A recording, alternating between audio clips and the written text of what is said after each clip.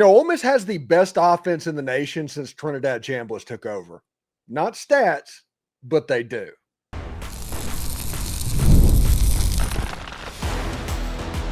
You are Locked On Ole Miss, your daily podcast on the Ole Miss Rebels. Part of the Locked On Podcast Network, your team every day. Welcome to the Locked On Ole Miss podcast, the most watched Ole Miss podcast out there. I am your host, Stephen Willis, a 10-year veteran member of the national media with Yahoo Sports and a former Ole Miss staff member as well. On today's show, we continue our bye-week coverage with a look at Ole Miss basketball getting a commitment just the other day. The Rebels are still a few weeks away from tipping off, but they already have pieces in place to build on that Sweet 16 run. Next, after that, we'll ask the big question. What did we learn before the bye? And how can this team take the next step from good to great? Beating Georgia or Oklahoma on the road will not be easy, but we'll break down exactly what it will take. But first, we examine how inserting Trinidad Chambliss at quarterback has kind of unlocked this Ole Miss offense, turning the Rebels into an offensive juggernaut over the last 3 games. Best in the country, honestly. Can they keep it going? All of this and more on today's Locked On Ole Miss podcast. Remember, we're free and available on all the podcast apps and on YouTube. Thank you for making Locked On Ole Miss your first listen every day, and a special hello to the insiders and everydayers who make the show what it is. This episode is brought to you by Mazda. Like our players, we sweat every detail because when you make every move count, pulling off the unexpected is only the beginning. Stay tuned later for highlights in this week's Moving the Game Forward. Mazda, move and be moved. All right. So it's really interesting stuff because this quarterback situation is always going to be weird and everybody has opinions every different way.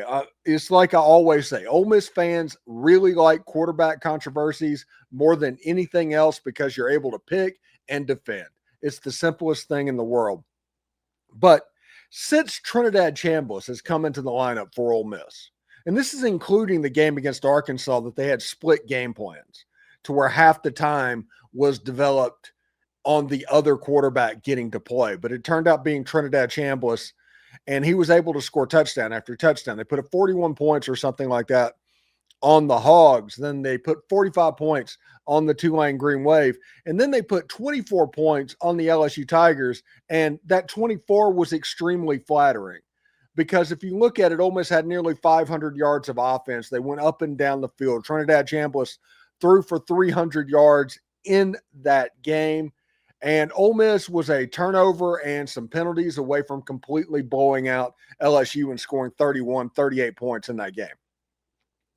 That's a real thing that happened. And LSU's defense is legitimate. All of the things that they've said about the LSU defense is true. They have some monsters back in the defensive secondary. They have some big guys that play up front that are really good at getting after the quarterback. And then they have the Weeks brothers and Harold Perkins at linebacker, and they can go sideline to sideline. Ole Miss took that defense apart. And Trinidad Chambliss was a large part of that. And ever since he got inserted into the lineup, whenever he became the QB1 by injury or otherwise, this Ole Miss offense has started to evolve. And it's not a run-pass type of evolution. Against LSU, they ran the ball, 55 to 45. That was the pass run separation in the game. But that's not what I'm talking about. Ole Miss has completely unlocked this offense by being willing to do a couple of things that honestly, whenever they did them with Jackson Dart, the offense looked really great. Whenever they got lazy, there was no plan B, and you end up with what happened against Florida and LSU last year and all of that stuff.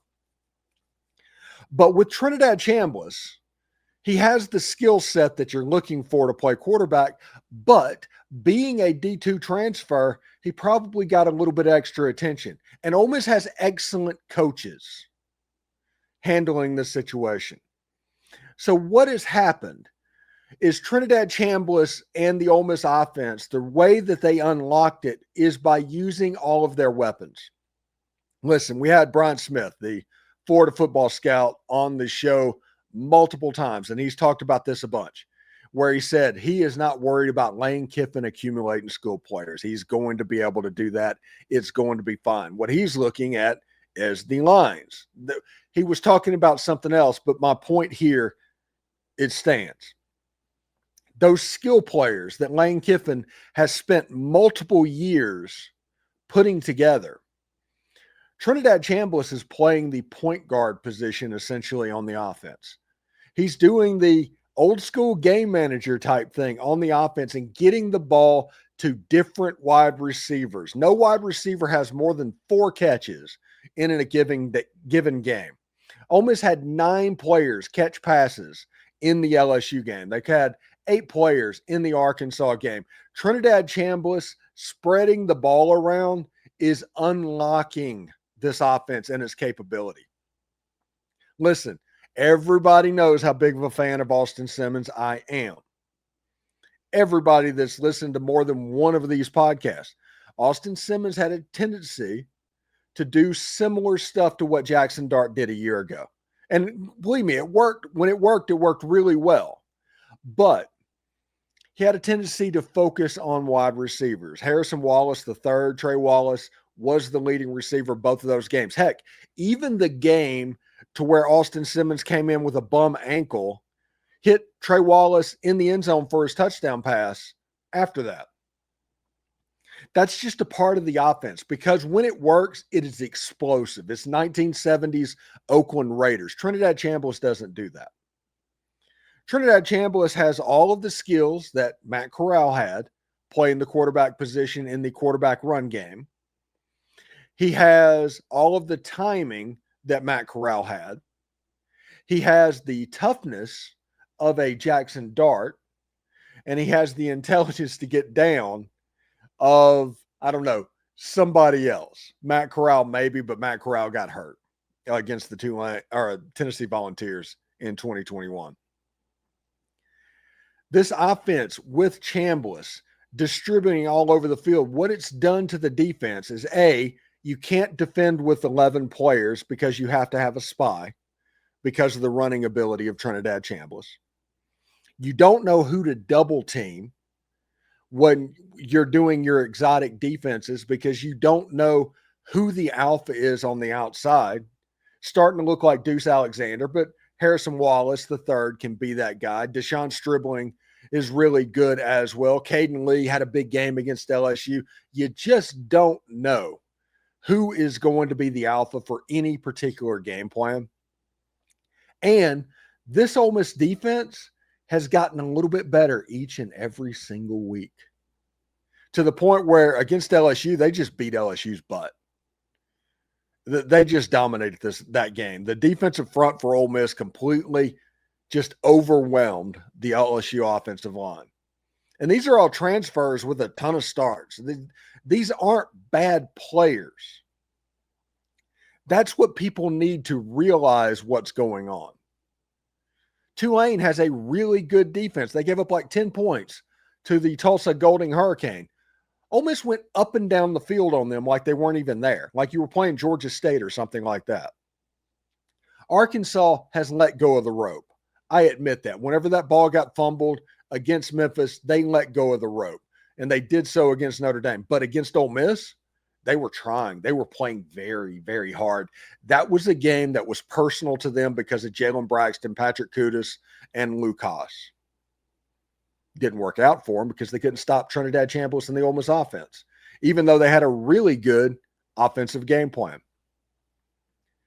This Ole Miss offense looks like the best offense in the country. Now, going on the road against Georgia and going on the road against Oklahoma, it could get weird. Understand that. You don't know what Trinidad will do in front of 90,000 in Sanford Stadium or 90,000 at Oklahoma. You just don't. But all signs are he's going to play pretty well. And he doesn't get rattled particularly easy. And if that happens, if Ole Miss can split those games, either beat Oklahoma or beat Georgia, I don't care if John Mateer plays or not, just get one of those games, Ole Miss going to Atlanta. I'm almost positive of that at this point. Is there games on the schedule that Ole Miss could lose? Yeah. Is there games on the schedule that Ole Miss is not going to be favored? No. So we'll see exactly how that goes as well. Anyway, it's the bye week, which makes it the perfect time to take stock of where Ole Miss can make the biggest gains going into that Georgia, Oklahoma, and Wazoo game. You know, the problem areas coming into fall camp, there was offensive line health and depth. The line entered camp with major questions after last season's struggles. In the run game, injuries and inconsistencies loomed large. Secondary, they had to rebuild it. They lost Trey Amos and Trey Washington and John Saunders, and that all left a huge hole, making the DB room the most scrutinized units by fans for about the first 2 weeks of camp. And they wanted to find some quarterback behind Austin Simmons to develop that position. In case something happened to Austin Simmons, you could move on. So now, knowing that, this is what it looks like and what the Rebels can refine in this bye week. A, lock down the rotations in the offensive line. Whoever that is, they are playing basically 5 at this point. The young guys, they're going to get on the field, or they hope they get on the field, but they are not playing very many players at the moment. Tighten down coverage assignments in the secondary, which there's really only been one game that coverage has been bad, and that was against Arkansas. And also expand the playbook around Chambliss and marry that run game to play action. We'll break down each of those areas and how much improvement we can realistically expect by the next kickoff, coming up next. The NFL season is here, and FanDuel has an offer you don't want to miss. Right now, new customers can bet just $5 and get $300 in bonus bets if you win. That's right. Pick a bet, put down $5, and if it hits, you'll unlock $300 in bonus bets to use across the app. I love how FanDuel gives me so many ways to play. I've built parlays, tried player props, even followed live lines during the games. It makes watching football even more exciting when you have a little something extra riding on the action. Whether you're a casual fan or love diving into the stats, FanDuel makes the game day experience so much better. So what are you waiting for? Visit FanDuel.com to download the FanDuel app and get started today. This episode is also brought to you by Square. Your favorite neighborhood spots run on Square. There are certain businesses that just make a neighborhood a neighborhood. These are the places that have become an extension of home, whether it's that sports bar that's been dedicated to your favorite team's fan base, the spot with the best wings in town for game day, or that beloved local chain that has been rooted in your community for years. These are the businesses that bring people together. When neighborhood businesses thrives, the whole neighborhood thrives. Share everything in the neighborhood, right? It's all about buying local. So take this ad as an excuse to go support your favorite local spot and have yourself a day in the neighborhood. Maybe it's Phillips Grocery or Taylor Grocery, or heck, even the Oxford Creamery. They're all Square businesses and all part of the Oxford neighborhood and what makes them so good. Square is a proud partner of more than 4 million neighborhood businesses around the world. You can go to square.com/go/lockedoncollege to learn more. But before you do, go support your favorite neighborhood spot. You'll be happy you did. Square, see you in the neighborhood. Do us a favor, like, subscribe, and comment on this video. Subscribe to the podcast on whatever audio podcatcher you listen to and give it a 5-star review. It costs absolutely nothing, but helps keep all of this free. If you want more than this, join the Insiders program at the subtext link down below. No trolls, 14-day free trial, and the easiest way ever to cancel. And don't forget to check out a second listen on the network. Nearly every team, college or pro, is ready for you.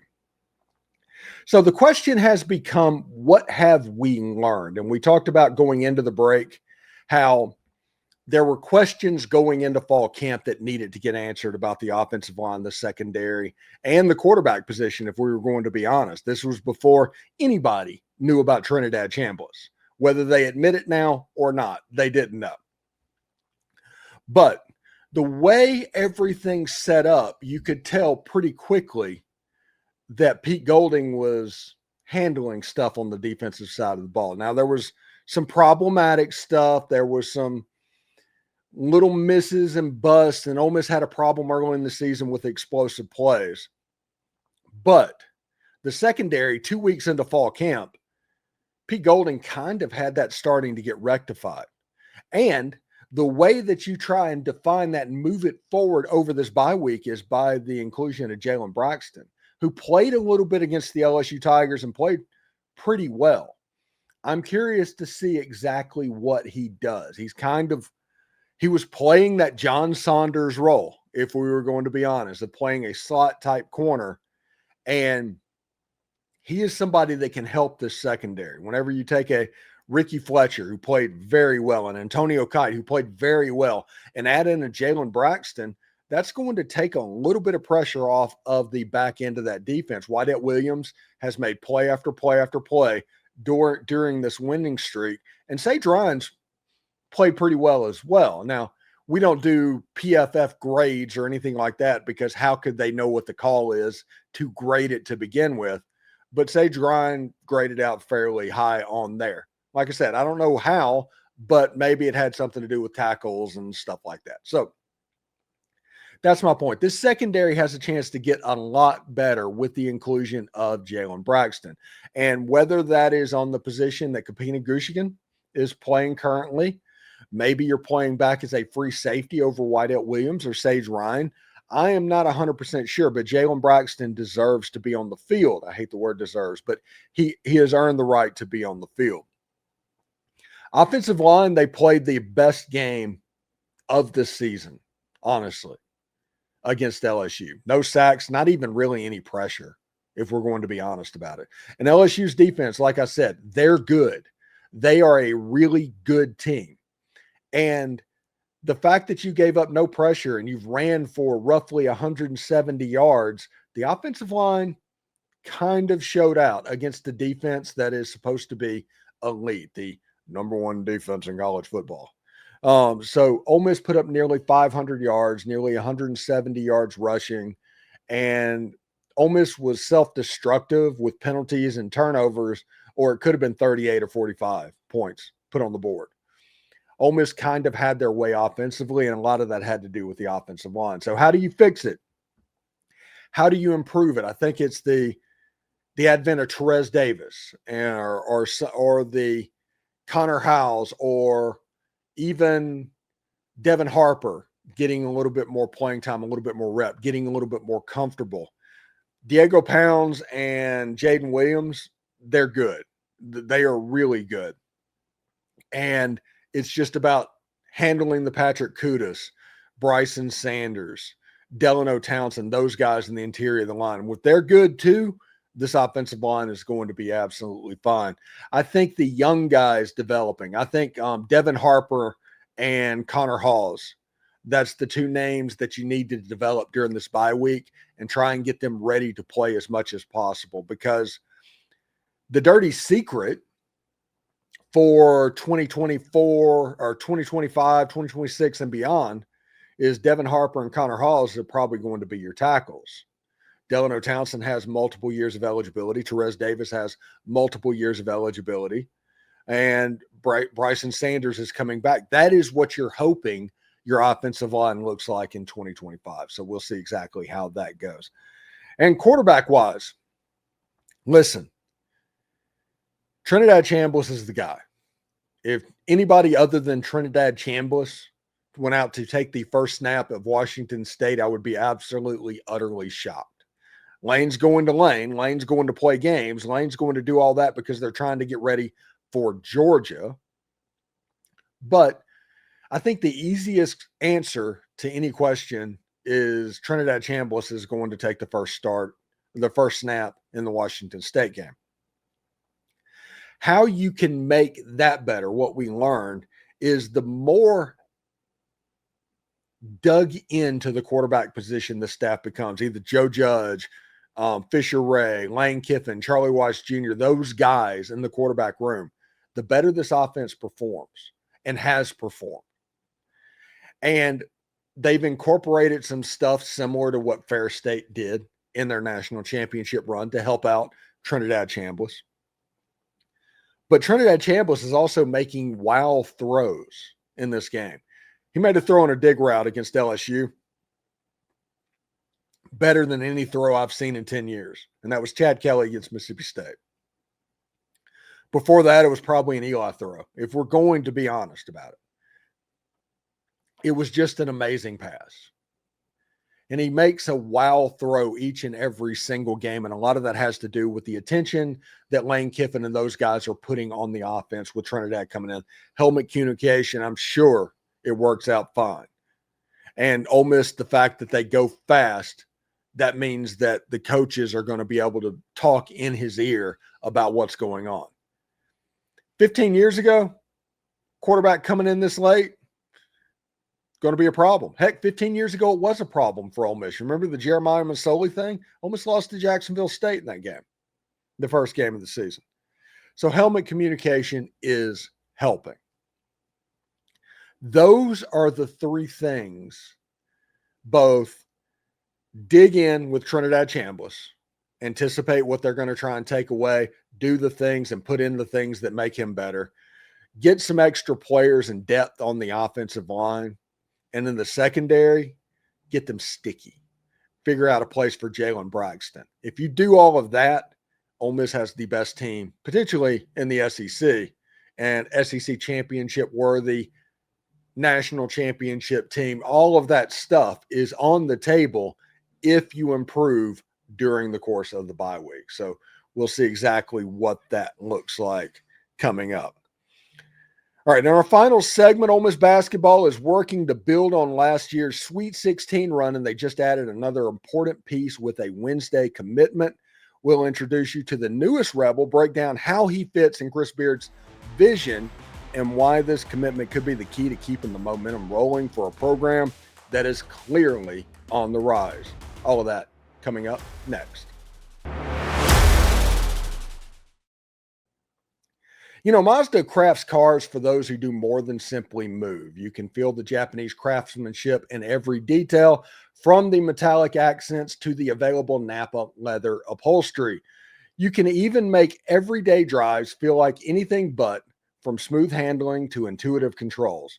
With all-wheel drive standard in every crossover SUV, you can drive with confidence through almost any season.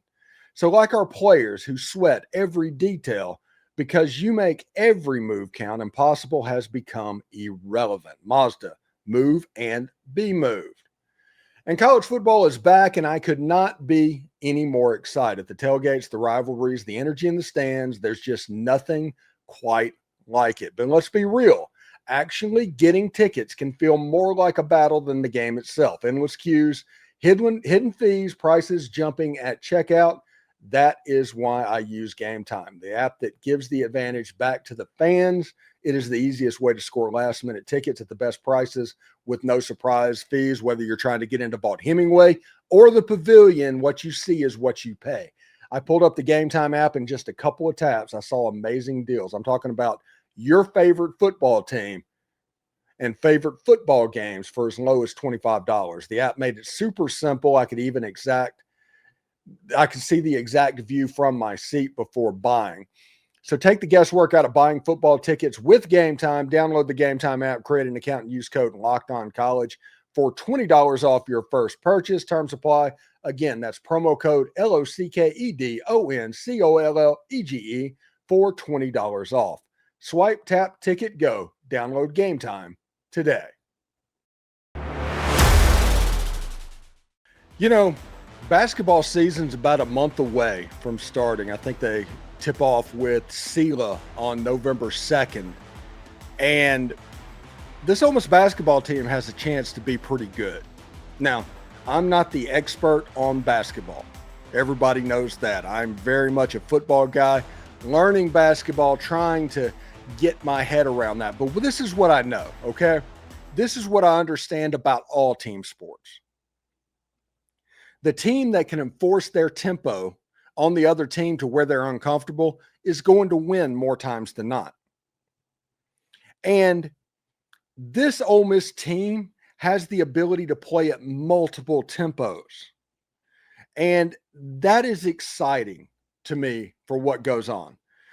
Ole Miss got Ilias Kamerding to come over from France. That finally got done. He's enrolled in school and all of that good stuff. He is somebody that they're counting on to be a major scorer and a major player in this basketball team. You saw some of the interviews that I had during the month of July with Travis Perry and Keza Giffa and Malik Dia and those guys coming back ready to go. There appears to be a hunger attached to this team. And I'm going to talk to Coach Beard and find out what's going on and kind of get the update and do a little bit of a temperature check on this Ole Miss basketball team.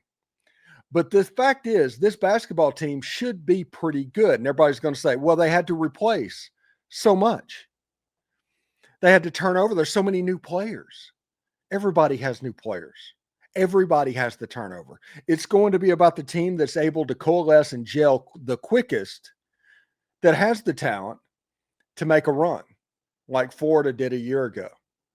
So we'll see exactly how that goes. Ole Miss got a commitment, by the way, yesterday. Ole Miss basketball, I should say.